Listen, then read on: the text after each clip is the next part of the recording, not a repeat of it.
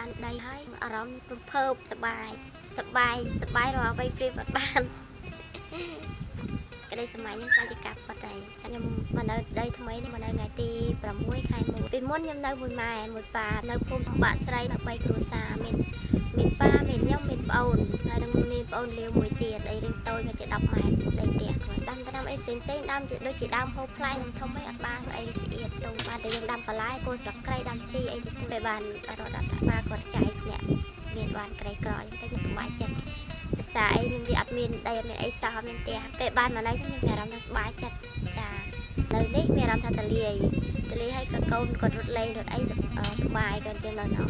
ដីកសិកម្មខ្ញុំបានធ្វើជារួចរាល់ហើយដល់សពហើយជា30%ទៅហើយខ្ញុំនឹងកម្រងដាំកូនស្វាយចន្ទី500ដើមឥឡូវនេះដាំពេញ2 ហិកតាហើយខ្ញុំក៏កម្រងដាំបន្លែដាំអីដែរជាចុងក្រោយខ្ញុំសូមថ្លែងអំណរគុណរដ្ឋាភិបាលដែលបានជួយដល់ជនក្រីក្រទាំងអស់តែអត់មានអីសោះដល់គាត់ជួយដល់ពីមានដីផ្ទះ